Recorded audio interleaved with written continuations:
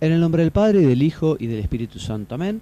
Queridos hermanos, voy a resumirles los números 37 a 37:10 del libro del Padre Jorge Loring, que es un extracto del envío número 11 de nuestro curso Teología para Todos.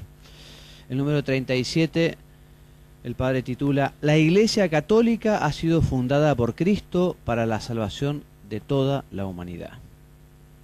Y el Padre Jorge comienza recordando cómo la Iglesia de Jesucristo ha permanecido a lo largo de la historia, aún teniendo unas contradicciones y unas persecuciones tremendas. Pensemos solamente en el Imperio Romano, pensemos en las persecuciones de Nerón, Decio, Diocleciano, más de 100.000 mártires, más de 100.000 testigos de Cristo dieron la vida por no renegar a la fe.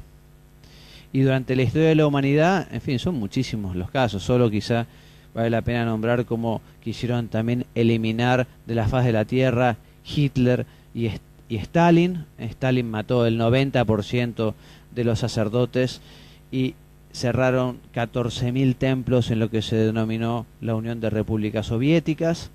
Más de 7 millones de ucranianos murieron por ser católicos, en fin, tremendo.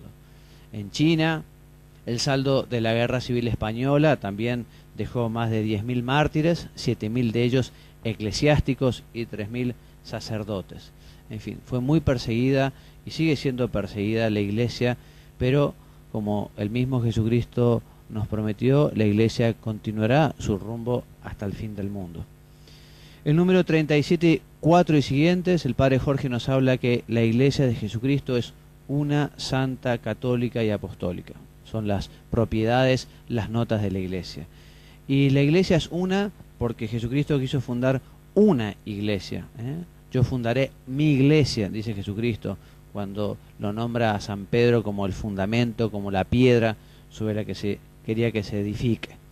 Una es la doctrina, una su doctrina que está sintetizada, la doctrina, la fe en el credo.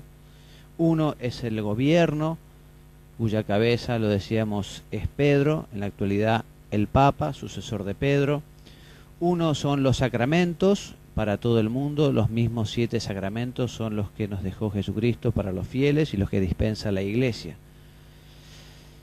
La libre interpretación de la Biblia, nos recuerda el Padre Jorge, ha hecho que el protestantismo se divida de un modo notable.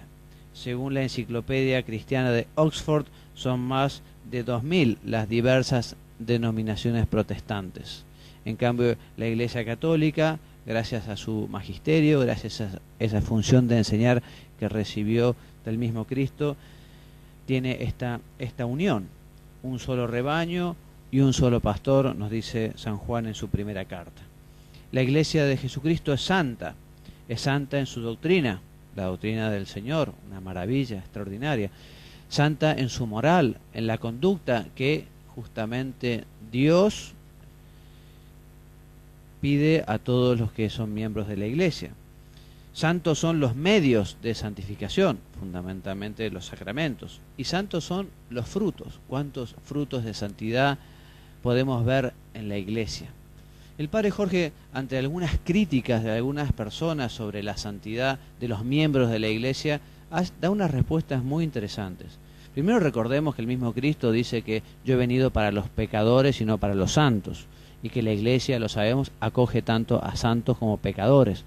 Pero la Iglesia lo que hace es buscar la conversión de los pecadores, la santificación, que haya algunos pecados o pecadores, en fin, incluso el mismo querido Papa Juan Pablo II ha pedido perdón por los errores de los católicos a lo largo de los siglos. No es que la Iglesia haya aplaudido o haya querido que, no, son cristianos individuales que, alejándose justamente de la doctrina evangélica, aun causado algún mal, no han vivido según la norma moral dada por Jesucristo.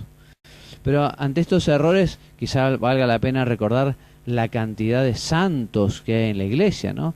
A veces hablan de los papas, que algunos papas, solo 3 papas de la larga lista de 269 o 666, en fin, ya veremos algún detalle sobre esta cuestión, han sido todos muy buenos. ¿Cuántos mártires de los papas? Hay 80 santos y más de 31 mártires, no lo olvidemos. La Iglesia es la institución que ha realizado más obras de caridad, es la que comenzó con los hospitales, con los cementerios, con las escuelas, con los orfanatos, con los asilos. La Iglesia recoge en su seno al mayor número de gente que se ha dedicado a la entrega a Dios por entero, y cuántos de ellos a la caridad para con el prójimo. También la Iglesia tiene en su seno al mayor número de personas que ha dado la vida por Dios, que son los mártires. Por eso sepamos defender también la Iglesia viendo la cantidad infinita de bondades que tienen, y sepamos mostrar a aquellos que de mala voluntad quieren manchar a la Iglesia con algunas injustificadas acusaciones. La Iglesia es católica, la Iglesia es universal, la Iglesia no tiene fronteras, está abierto a todos los hombres de todos los tiempos, de todos los lugares, de todas las culturas. El primero en aplicar este adjetivo de católico a la Iglesia fue en el siglo II San Ignacio de Antioquía. Y el padre Jorge recoge a modo de información el número de fieles de las distintas religiones. Primero nos dice que la religión católica es la que tiene mayor número de fieles y tiene 1061 millones. Después están los musulmanes con 920 millones, los hindúes con 705 millones, los protestantes con 669 millones, los budistas con 325 millones, los judíos con 18 millones, etcétera, etcétera, etcétera. Bueno, la Iglesia es apostólica porque sus raíces están en los apóstoles.